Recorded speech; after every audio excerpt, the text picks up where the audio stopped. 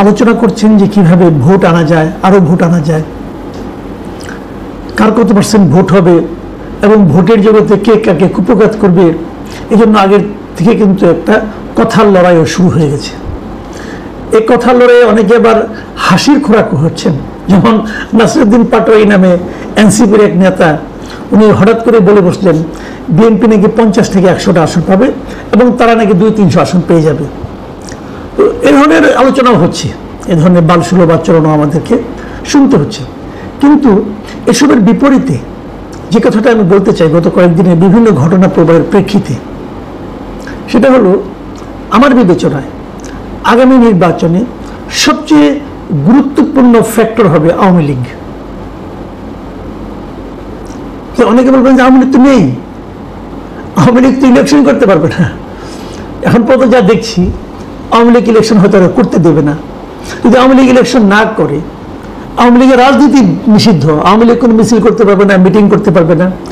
But এটি হলো মজার কথা যে একটা দল কোথাও নেই, দৃশ্যত নেই, আইনত নেই, সরকার তাকে দৃশ্যপট থেকে সরিয়ে দিয়েছে। আমাদের এই অন্তর্বর্তীকালীন সরকার, যদি তাকে নিরপেক্ষ বলতে হয়, বললাম এই নিরপেক্ষ সরকার আওয়ামী লীগকে রাজনৈতিক দল হিসেবে আমাদের দেশে দৃশ্যপট থেকে সরিয়ে দেওয়ার চেষ্টা যা যা করা দরকার ওনারা সব করছেন। তারপরে ওদেরকে নিরপেক্ষ আমাদেরকে বলতেই হবে আইন অনুযায়ী, তাই না? ঠিক আছে। এবং এই সরিয়ে দেওয়ার নেট রেজাল্ট কি? যে দলটা ভোট করলে পর কয়টা সিট পেতে বলা কঠিন, হয়তো মানুষের তীব্র ঘৃণার মুখেও পড়তে পারত, সেই দলটা এখন সবচেয়ে গুরুত্বপূর্ণ দলে পরিণত হয়েছে। আমি একটু আপনাদেরকে ডিটেলে যাচ্ছি। গতকালকে আমি একটা দ্য ইকোনমিস্টের রিপোর্ট নিয়ে আলোচনা করেছিলাম না, সেখানে ইকোনমিস্ট পত্রিকার রিপোর্টার ওনারা একটা জরিপের কথা উল্লেখ করেছেন। সেই জরিপের কোথায় করেছেন আমি ঠিক জানি না, ওখানে সেটা লেখাও নেই কোথাও। সেই জরিপে ওনারা বলেছেন যে যারা এরই মধ্যে ভোট দেওয়ার সিদ্ধান্ত নিয়েছেন তাদের মধ্যে কেবলমাত্র 5% লোক এনসিপিকে সমর্থন করেন, কেবলমাত্র 5% লোক। আর আওয়ামী লীগ যেহেতু নাই, কাজে পুরনো রাজনৈতিক দলগুলোর প্রতি সমর্থন বেশি। তো পুরনো রাজনৈতিক দল কে আছে? জামাত এবং বিএনপি, এই তো। সেখানে বিএনপির পেছনে তাদের সমর্থন আছে 42%, আর জামায়াতের প্রতি সমর্থন আছে 32%। দেখুন 10% এটা বিশাল গ্যাপ কিন্তু বিএনপি এবং জামাতের মধ্যে। আপনাদের মনে আছে যে 2001 সালে যে নির্বাচনটা হয়েছিল, সেখানে কিন্তু আওয়ামী লীগ এবং বিএনপির মধ্যে ভোটের সমর্থনের দিক দিয়ে পার্থক্য কিন্তু 1%-এরও কম ছিল, 1%-এরও কম ছিল। সেই 1%-এর কম ভোটের পার্থক্য নিয়েও কিন্তু বিএনপি 200 ক্রস করেছিল এবং আওয়ামী লীগ 50টা ক্রস করতে পারেনি, অথবা 60টার মতো ছিল, আমার ঠিক খেয়াল নেই, এরকম কিছু একটা হবে আর কি। মানে ইনসিগনিফিকেন্ট ছিল টোটালি। আর এখানে যদি 10% পার্থক্য থাকে তাহলে তো অনেক।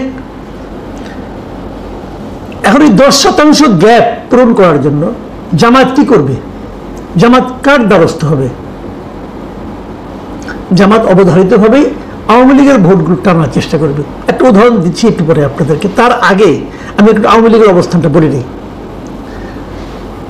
বাংলাদেশে এই ইকোনমিস্টের এই লেখায় কিন্তু বলা হয়েছিল যে দেশের এখনো একটা বড় অংশ মানুষ মনে করে যে তারা সুযোগ পেলে আওয়ামী লীগকে ভোট দিত, এবং যারা ভোট দেবে বলে সিদ্ধান্ত নিয়েছে তাদের মধ্যেও আওয়ামী লীগ নেই জানার পরেও তাদের মধ্যেও 14% ভোটার তার আওয়ামী লীগের প্রতি তাদের সমর্থন জ্ঞাপন করেছে। 14%, মানে এনসিপির যে ভোট তার প্রায় 3 গুণ। এনসিপির প্রতি যত লোকের সমর্থন তার 3 গুণ সমর্থন সেই দলটির প্রতি, যে দলটিকে এনসিপিরাই নিষিদ্ধ করেছে এবং যে দলটা নির্বাচন করতে পারবে না এ কথা মানে ভোটাররা জানে, জানার পরও তারা এই দলটাকে সমর্থন করে। আমরা একটা ছোট্ট উদাহরণে যাই আপনাদেরকে, এটা 2 দিন আগের কথা। সেখানে সিলেটের কোম্পানিগঞ্জের একটা ঘটনা। সিলেটের কোম্পানিগঞ্জের ফেসবুকে আওয়ামী লীগের এক নেতার একটা ভিডিও ভাইরাল হয়ে গেছে। সেই নেতার নাম হলো কালামিয়া। তিনি এই কোম্পানিগঞ্জের উত্তর রানীখাই ইউনিয়ন আওয়ামী লীগের সাবেক সভাপতি এবং উপজেলা আওয়ামী লীগের সদস্য। এই লোক তার পাশে জামায়াতে ইসলামী সেক্রেটারি ওখানকার জয়নাল আবেদিনকে একটা চেয়ারে বসিয়ে উনি একটা ভাষণ দিয়ে কিছু কথাবার্তা বলেছেন উপস্থিত লোকজনের উদ্দেশ্য করে। এবং সেখানে উনি বলেছেন এই যে জয়নাল আবেদিন সাহেব, উনি হলেন গিয়ে ওখানকার জৈন্তাপুর উপজেলার সাবেক চেয়ারম্যান এবং সিলেট 4 মানে কোম্পানিগঞ্জ, গোয়েনঘাট এবং জৈন্তাপুর এই আসরে জামায়াতের সংসদ সদস্য পদপ্রার্থী এবার। সেখানে অনেক কথা উনি বলেছেন যে আওয়ামী লীগ আর 10-12 বছরে আসতে পারবে না। ওই কালামিয়া যিনি আওয়ামী লীগের লিডার আর কি, আসতে পারবে না, আওয়ামী লীগ অপেক্ষা করতে হবে, কাজে আমাদেরকে তো কাউকে ভোট দিতে হবে, বিএনপি আর জামাতি আছে, যদি আমরা বিএনপি পাশ করে তাও তো জামাত বিরোধী দল হবে, এবং এই জন্য আমাদের উচিত হবে আমাদের যে ভোটটা আছে এই ভোটটা আমরা জামাত এবং বিএনপিকে যেন 50-50 করে দিই। জামাত নেতাকে পাশে বসিয়ে উনি এই আহ্বানটা জানাচ্ছেন। কেন 100%? এই কারণে না, জামাতকে 100% ভোট দেওয়ার আহ্বান দিলে লোকজন পিটাবে, লোকজন পিটাবে। ওই পিটুনি হাত থেকে বাঁচার জন্য সে 50 দিয়ে শুরু করছে আর কি, যে ভাই 50 দিয়ে শুরু করেন, অন্তত পুরোটা দিয়ে না, পুরোটা বিএনপিকে দেন না, অর্ধেক বিএনপিকে দেন, অর্ধেক জামাতকে দেন। মানে জামাত আওয়ামী লীগের ভোটটা পাওয়ার জন্য মরিয়া হয়ে গেছে। কারণ জামাত তো খুবই হিসেব নিকেশ করে পলিটিক্স করে, তাদের তো জানে তারা এই 10%-এর গ্যাপ তাদেরকে দূর করতে হবে। তাদের হিসাব হয়তো অন্যরকম, অন্য জরিপ হয়তো আরেক রকম, এক একজনের এক এক রকম জরিপ থাকতেই পারে। তো জামাত হিসাব করে দেখেছে তার আওয়ামী লীগের ভোট দরকার, বিএনপি তো দরকারই আছে, আর এনসিপি এর দরকারের বাইরে, তার হিসাবের বাইরে 5% ভোট নিয়ে তারা কি করবে। কিন্তু কোশ্চেনটা হলো আসলে কি করবে, আসলে আওয়ামী লীগের ভোটটা কোথায় যাবে।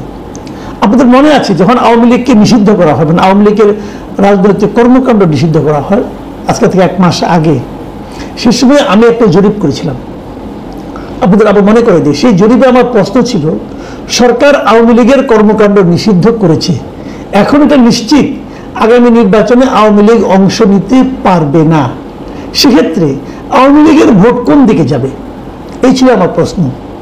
আমাদের দর্শকরা, আমার কথা চ্যানেলে যারা দর্শক আছেন, সেখান থেকে ৭৮,০০০ লোক এই জরিপে অংশ নিয়েছিলেন, ৭৮,০০০। এবং ৭৮,০০০ লোকের মধ্যে ৫% লোক বলেছে যে আওয়ামী লীগের ভোটটা যাবে এনসিপির দিকে, ১৯% বলেছে আওয়ামী লীগের ভোট যাবে বিএনপির দিকে, ৬% ভোটার লোক বলেছেন আওয়ামী লীগের ভোট যাবে জামায়াতের দিকে, জামায়াতের বাক্সে, আর ৭০% ভোটার বলেছেন আওয়ামী লীগের, যারা আওয়ামী লীগের ভোটার অথবা সাধারণ মানুষ যারা এই ৭৮,০০০ ভোট দিয়েছেন, তাদের মধ্যেকার ৭০% লোক বলেছেন যে আওয়ামী লীগের ভোটাররা ভোট কেন্দ্রে যাবে না।